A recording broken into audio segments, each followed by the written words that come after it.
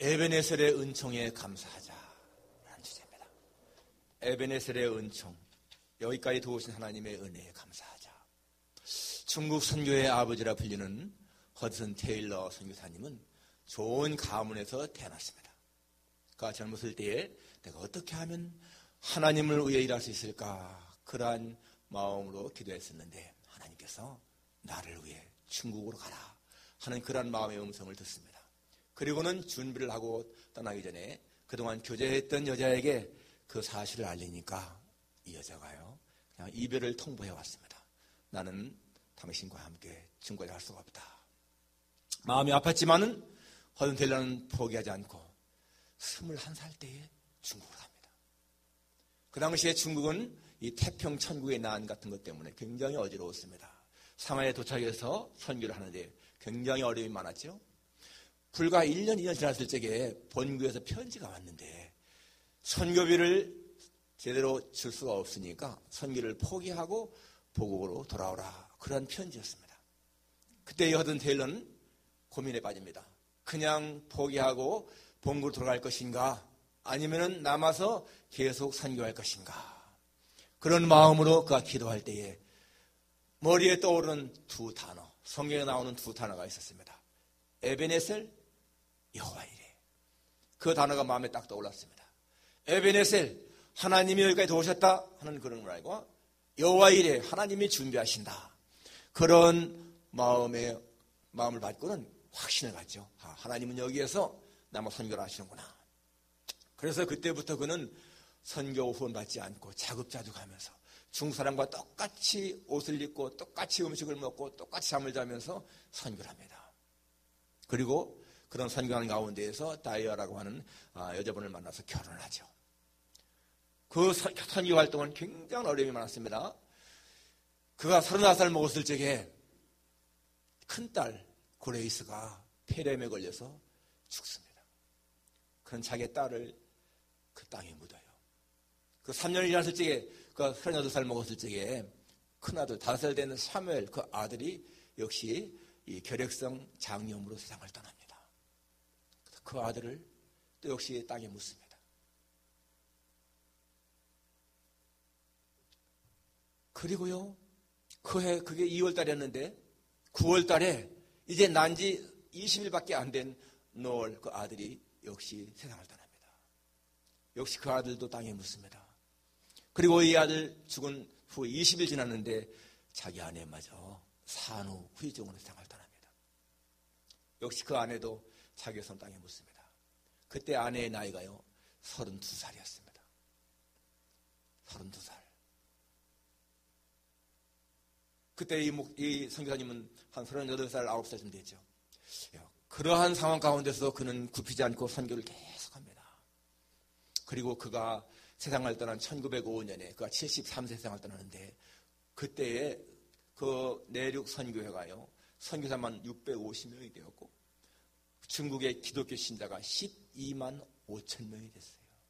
한 사람의 그 선교의 열매가 기독 신자 12만 5천 명을 낳았습니다. 그러나 그 개인적으로 볼 적에는 엄청난 고난이 있었죠. 그는 51년 동안 선교하면서 물론 영국에 왔다 갔다 하면서 선교했는데 그렇게 선교하는 가운데에서 그렇게 많은 열매를 맺었습니다. 항상 기억한 것이 에베네셀, 여호와이레. 오늘 찬양의 내용은 뭡니까? 임마누엘이죠. 하나님이 항상 함께 하신다. 에베네셀, 하나님이 여기까지 도우셨다. 오늘 본문은 이스라엘과 이 블레셋 전쟁이 했는데 전쟁에서 이스라엘이 승리했습니다. 그리고 돌을 세우면서 그것을 에베네셀이라 했다. 그 뜻은 도움의 돌이지만은 더욱 큰 의미는 뭡니까? 여호와께서 여기까지 도우셨다. 12절에 사무엘이 돌을 취하여 미스바와 센사의 돌을 세워 이르되 여호와께서 여기까지 우리를 도우셨다 하고 그 이름을 에베네셀이라 했다. 에베네셀, 도움의 돌, 하나님이 여기까지 도우셨다. 여러분, 금년도 이제 한 달 한 열흘밖에 안 남았습니다. 그리고 우리 추수감사절을 맞이합니다. 여기까지 도우신 하나님 우리가 기억하며 감사할 수가 있습니다. 청교도들이 처음 왔을 적에 여러분 그 혹한 겨울을 지내고요, 그 굶주림 지낸 다음에 가을에 추수하면서 그렇게 이렇게 쌓아놓고 하나님 앞에 예배드렸던 거 우리 기억하잖아요. 우리 코비드라고 하는 이 어려움을 통과하면서 1년을 살아왔고, 그리고 하나님의 은혜로 지금도 이렇게 살아있음에 정말 감사하면서 드리는 예배, 에베네셀의 은총을 기억해야 됩니다. 하나님은 여기까지 우리를 도우신 그 은혜로우신 분이시다. 자, 에베네셀의 은총이 무엇일까요? 첫째는 도우심의 은총이에요. 도우심의 은총. 오늘 13절, 12절에 여호와께서 여기까지 우리를 도우셨다. 여러분, 이 전쟁에서 승리한 것은 기적입니다. 그동안은 계속해서 패했습니다. 하나님이 돕지 않았으면 이길 수가 없는 거예요. 그 앞절에 보게 되면은 9절에 10절에 보니까 사무엘이 번제를 드릴 때에 블레 사람이 여호와 이스라엘과 싸우려고 가까이 오매 그날에 여호와께서 블레 사람에게 큰 우레를 발하여 그들을 어지럽게 하시니 그들이 이스라엘 앞에 패한지라. 하나님이 우레를 내려서 이스라엘 이 블레군을 어지럽히니까 그들이 정신없으니까 이스라엘이 이겼다 그 말이에요. 하나님이 돕지 않았으면 이길 수가 없는 전쟁이었다는 겁니다. 하나님의 도우심으로 이겼다라는 것입니다.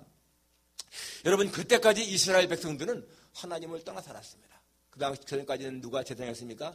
엘리가 제사장이었죠. 엘리. 예.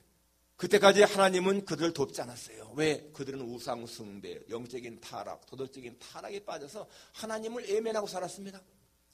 하나님을 모른 채 살았어요. 그렇기 때문에 여러분, 하나님이 그들을 돕지 않았다는 거예요. 그래서 많은 전쟁 때마다 패했습니다. 심지어 그 앞에 보게 되면은 법궤를 가지고 나가면 이길까 하고 법궤를 들고 나갔잖아요. 그런데 하나님의 법궤마저 빼앗겼던 적이 있어요. 왜? 그들의 죄악 때문에. 여러분, 우리가 죄를 범할 적에 정말 중요한 것은요, 범한 그 죄의 문제가 아니라 하나님이 우리를 떠나신다는 거예요. 하나님의 도우심의 손길이 사라진다는 거예요. 우리가 죄를 범할 때에 여러분, 하나님이 떠난다는 것입니다. 그렇게 하나님이 이스라엘을 떠나니까 이스라엘은 전쟁마다 패했습니다.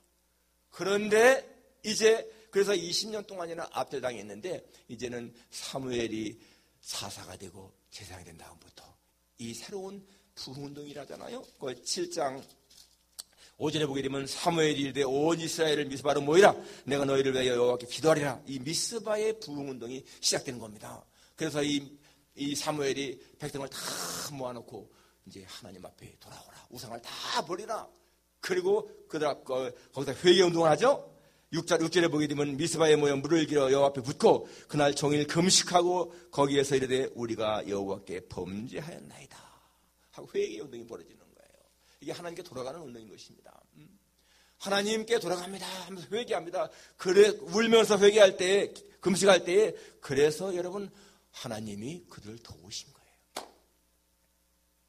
개인이나 가정이나 국가의 부흥은요, 내가 하나님이 없으면 살 수가 없습니다 라고 하는 그러한 깨달음에서부터 시작됩니다. 하나님이 없으면 살 수가 없습니다 라고 하는 그런 고백이 있을 때예요. 그때부터 한 개인이나 가정이나 교회나 국가의 부흥이 시작된단 말이에요. 오늘 여기서처럼 이렇게 온 백성들이 하나님, 우리가 하나님께 범죄했습니다, 우리가 하나님께 돌아갑니다, 우리를 도와주세요, 그런 기도가 있을 적에 여러분 하나님이 그들을 도왔다라는 것입니다. 하나님이 돕지 않는 인생은 고통, 허무 뿐인 것이죠. 하나님이 도우시니까 이길 수 없는 그러한 전쟁에서 승리하겠다는 것을 볼 수가 있습니다. 그래서 하나님이 여기까지 우리를 도우셨다.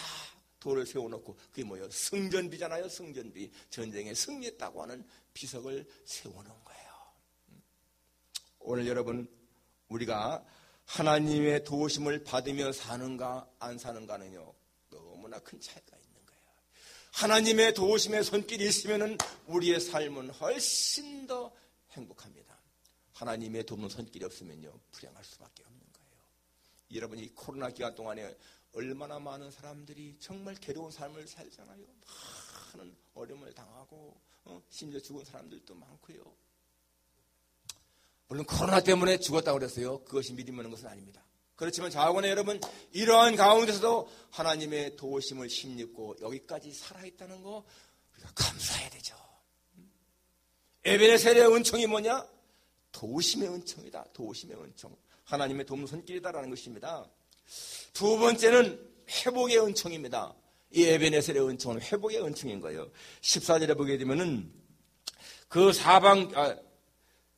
블레 사람들이 이스라엘에게서 빼앗았던 성읍이 에고른부터 가드까지 이스라엘에게 회복되니, 빼앗겼던 성읍들이 회복됐다는 거예요. 회복. 다시 찾아왔다는 것입니다. 회복이죠. 근데 여러분, 이러한 회복이 어떻게 일어났을까요? 그 앞에 9절에서 사무엘이 젖 먹는 어린 양 하나를 가져다가 온전한 번제를 여호와께 드리고 이스라엘을 위하여 여호와께 부르짖음에 여호와께서 응답하셨더라. 여기 중요한 말씀이 나오죠. 이 사무엘이 어떻게 했다고요? 젖 먹는 어린 양 하나를 가져다가 온전한 번제를 드렸다. 여러분, 성경에서 어린 양이 누굴 상징하죠? 세상 죄를 지고 가는 하나님의 어린 양은 예수님인 거예요. 예수님의 모형인 거예요. 예수님을 제물로 바쳤다는 의미인 거 아니겠어요? 온전한 번제. 이것은 무슨 말을 합니까? 제사가 회복되었다. 즉 예배가 회복되었다, 그 말입니다.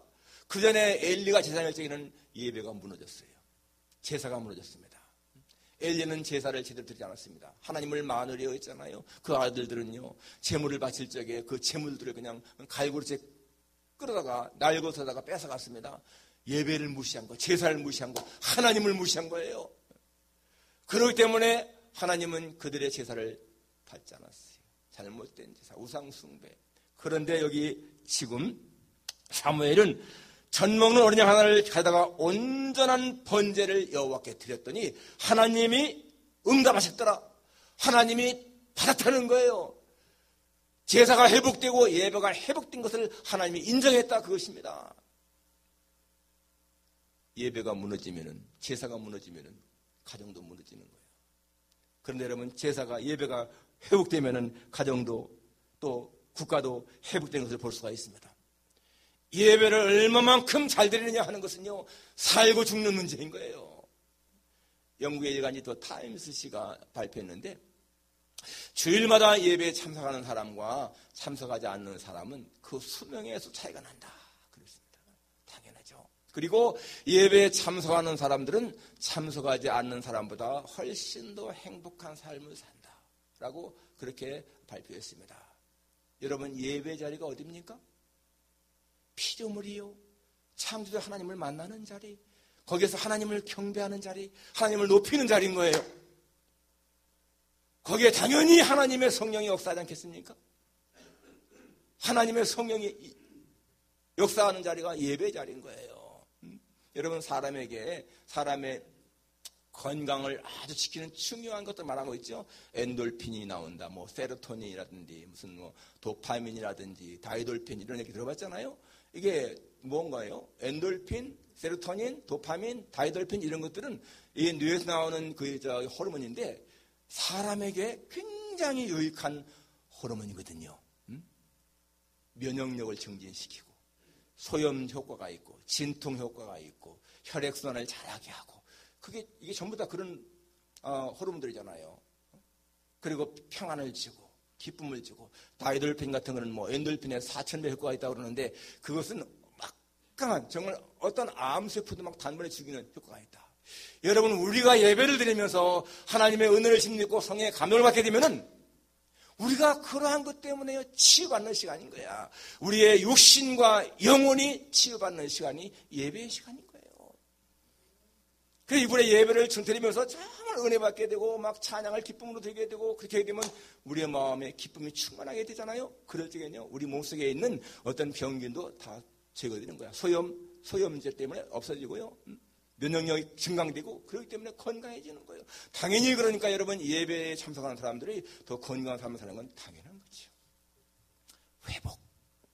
회복입니다. 회복. 우리는 우리의 영혼이 회복돼야 되고 육신도 회복돼야 되는 거예요. 이 미국의 뉴턴 베이커라고 하는 국방장관이 1차 대전 때에, 세계대전 때에 저 유럽을 이제 순방했습니다. 거기서 싸우는 그 병사들을 방문했는데, 그때 프랑스 그 야전 병원에 방문했는데 한 병사가 병상에 누워 있는데요, 두 다리가 잘리고 한 팔이 잘리고 두 눈을 실명한 사람이었어요. 이 베이커 장관이 볼 때도 너무나 마음이 안타까웠어요. 그 젊은이가 양다리가 다 잘리고 팔이 잘리고 눈이 안 보이니 얼마나 불행하게 보였겠어요. 그래도 그냥 위로의 말, 하나님이 도우시기로 원한다, 그런 위로의 말을 하니까요, 그 병사가 저 하나님의 은혜로 살고 있습니다, 그러는 거예요. 그 다음에 다시 한번 가서요, 그것을 방문했는데, 방문하면서 병원장한테 물어봤습니다. 그때 있던 그 병사가 어떻게 됐는가. 생각에는 아마 죽었을 거라 생각했거든요. 그랬더니 그 병원장이 말하기를 간호하던 간호사와 결혼해서 본국으로 들어갔습니다, 그러는 거예요. 그 간호사와 결혼해서 미국으로 들어갔다는 거예요. 그래서 그래 아직 살아있는가 보다. 그렇게 하면서 이제 이분이 다시 돌아와서 나중에 국방장관을 이제 은퇴하고, 그 다음에 존스 홉킨스 그 대학의 재단 이사장이 됐습니다. 이사장이 된 다음에 첫 번째 이렇게 졸업식을 거행하는데, 이사장이니까 당연히 졸업식 참석하지 않습니까? 졸업식에 참석했는데 그 청년이 있는 거예요. 박사학위 받는 자리에 그 청년이 있는 거예요. 너무너무 놀랍고 반가워서 이제 끝난 다음에 악수하면서, 내가 베이커 장관이었던 사람이다. 당신 야전병원에서 내가 만났을 적에 참 그때 내 마음이 아팠었다. 이제 그런 얘기를 했거든요. 그러니까 이 청년이 뭐라고 하느냐면은, 장관님 은퇴하셨다는 말씀 제가 소식 들었습니다. 그래도 아직도 보람 있는 일을 많이 할 수 있으니까 낙심하지 마시고 더 힘있게 사십시오, 그러는 거예요. 이 베이커 장관이요, 그 이사장이 해고하기를 그때만큼 자기가 이 용기를 얻은 때가 없다는 거예요. 여러분, 두 다리 없는 사람, 한 팔 없는 사람, 두 눈을 실명한 사람이 세상 사람이 볼 때는 얼마나 불행해 보입니까? 저 사람은 진짜 불쌍한 사람이구나 할 거 아니겠어요? 그런데 그 영혼에 하나님이요 회복의 영을 주니까 낙심하는 게 아니야. 명문대에서 박사학위를 받았고요, 그리고 오히려 건강한 사람에게, 나이 든 분에게 낙심하지 말고 더 힘있게 살라고 위로하는 거예요. 여러분, 그게요 회복의 영을 받은 사람의 모습인 것입니다. 지난 목요일날 우리 아르칭에서 매주 목요일날 그 목회연구를 열지 않습니까? 지난 목요일날 그 브라질 선교사 김철기 선교사님이 오셔서 이제 말씀을 증거했어요. 그분은 이제 66세시더라고. 91년도에 브라질에 갔는데, 이분은 서울 그 장신대 통합 쪽 장신대에 나와서 그 학교 다닐 적에 40일 금식 기도도 하고, 이제는 내가 하나님 앞에 진짜 멋있게 목회해야 되겠다, 그런 계획을 세웠는데, 하나님이 브라질 아마존으로 가라고 하는 감동을 주시는 거야. 그때 그분은, 아니 내가 어떻게 브라질 아마존 그 뱀들이 울거리고 막 사람을 통째로 삼킨다고 하는 그런 브라질에 내가 어떻게 가? 전혀 안 했다는 거죠. 자기 아내한테 말해도 아내도 나는 못 가. 안 간다. 그런데요, 하나님의 감동은 계속 밀려오는 거예요. 순종해서 갔습니다. 91년도에 30년 됐죠, 금년에. 거기에서 인디오들, 원주민들 상대로 선교하시는 거예요. 거기서 신학교도 세우고 많은 사람들을 이렇게 전도를 했는데 얼마나 고생이 심하겠습니까? 더군다나 자기 그 사모님하고 아이들은요, 알러지 체질이라는 거야. 그러니까 거기서요, 모기 하나만 물리면 전신을 막 그냥 긁어대고 부스럼이 나고. 그 사모님이 20년 지났을 적에요, 세상을 떠났습니다. 그리고 그 뼈를 아마존에 묻으신 거예요. 그리고 자기는 고혈압에, 당뇨에, 눈의 녹내장에, 그리고 이 갑상선 항진증에 온몸이 다 병투성인 거예요. 그리고는 이번에 코비드 때문에 2번이나 감염됐다는 겁니다. 다른 사람들은 한 번도 안 걸리는 이 코비드를 2번이나 감염되어서 죽을 뻔했다는 거예요. 그분이 이런 말씀하시더라고. 어떤 사람들은 30년 선교하고 남은 열매가 무엇인가? 30년 선교하고 그래 겨우 아내 죽고 그렇게 온몸이 만신창이가 되고 코비드 2번 걸리고 그 열매인가? 그렇게 말하는 사람들은 세상적인 눈으로만 보는 사람이기 때문에 자기는요, 그들이 오히려 불쌍하게 보인다는 거예요. 오히려 하나님 앞에 순수하게 살아온 자기의 인생이 자기는 절대로 불행하다 생각하지 않는다는 겁니다. 죽을 때까지 거기에서 선교하다가 하나님 앞에 깨끗한 영혼으로 가겠다는 거예요. 세상 사람들이 보는 시각하고요, 하나님 앞에 있는 사람의 시각은 다른 겁니다. 우리가 볼 적에도 얼마나 불쌍합니까? 여러분, 30년 선교했는데 왜 하나님이 좀 더 편하게 여생을 지나지 않게 하고 그렇게 온몸에 병을 주고 코비드 2번이나 걸리게 하고 그럴까? 그분 마지막에 하신 말씀이 그러더라고요. 하나님이 주리를 틀 만큼 그렇게 고통을 주어도 그것까지도 하나님의 사랑이다.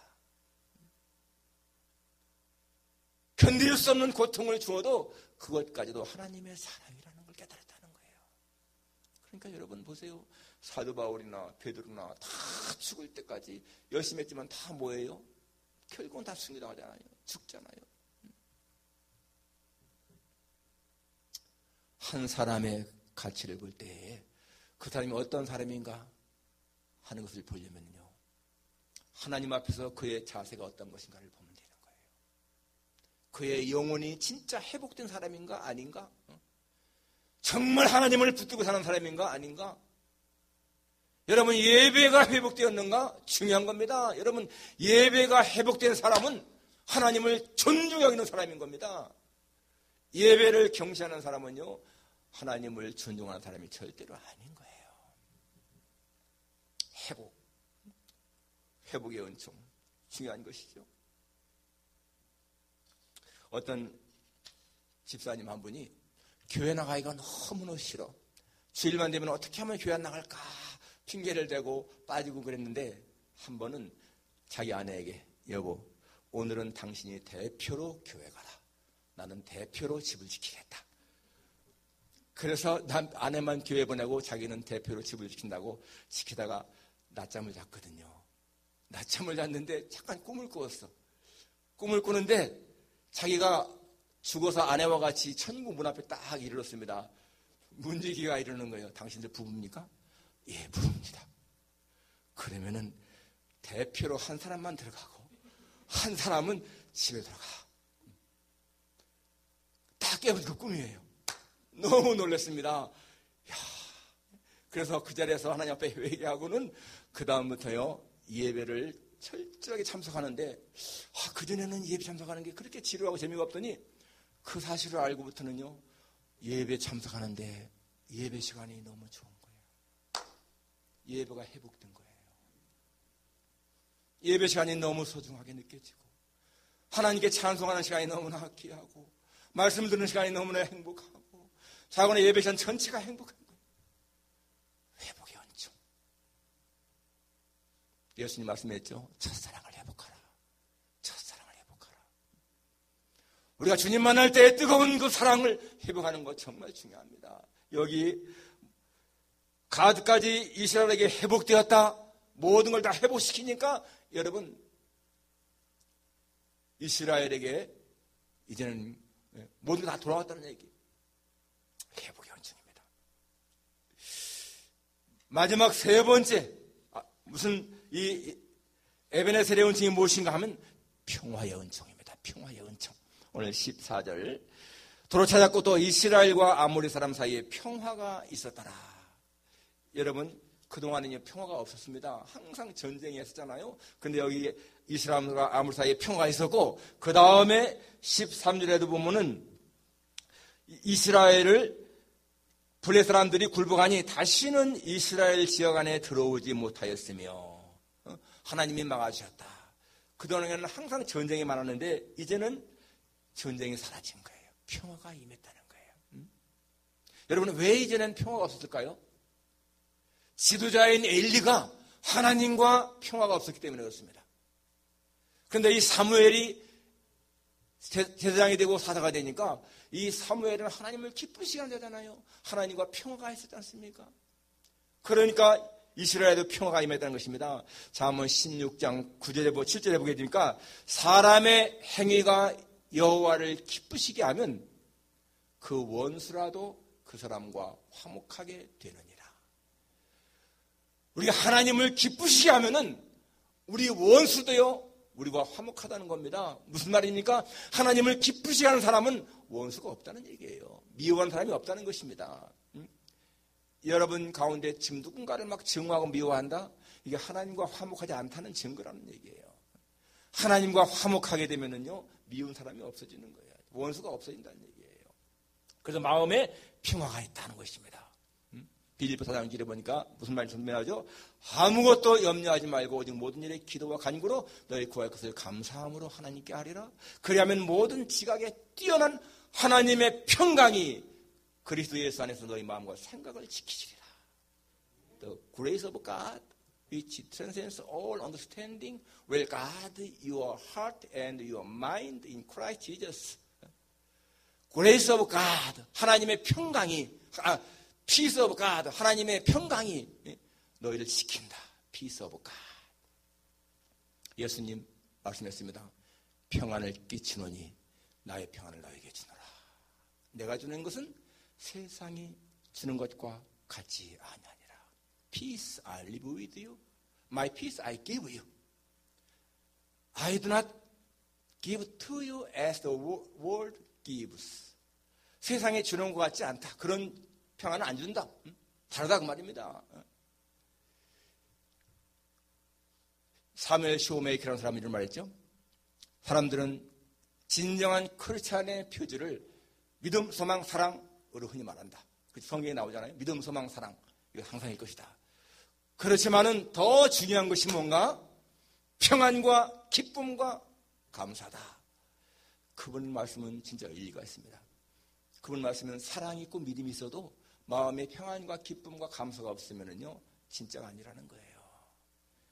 진정한 크리스찬은 마음에 기쁨이 있고 평안이 있고 감사가 있다. 그러잖아. 하나님의 나라는 먹는 거 있고 마시는 것이 아니고 뭐라 했습니까? 성령 안에서 의와 평강과 희락이라. 의와 평강과 희락. 거기 peace and joy. 이게 하나님의 나라의 일이라는 거예요. 그러니까 여러분 정말 우리가 예수 믿으면은요, 마음의 기쁨, 평안, 감사가 넘친다는 겁니다. 오늘 이 에베네셀의 은총 기억하십시오. 여기까지 도우신 하나님의 은혜, 바로 그것은 도우심의 은총이고 회복의 은총이고 그리고 평화의 은총이다. 그리고 하나님은 여기까지 인도하셨고 여호와 이래로 앞으로도 인도하실 것이다. 그리고 현재도 임마누엘로 함께 하신다. 우리가 여러분 이러한 확신이 있으면 얼마나 사는 게 행복하고 만족합니까? 우리 추수감사주의를 맞이해서 정말 하나님의 은혜에 감사하고요. 그리고 정말 주께서 우리를 부르실 때까지 그렇게 하나님을 위해서 기쁘게 살다가 주님 앞에 갈 수 있기를 주님의 이름으로 축원합니다.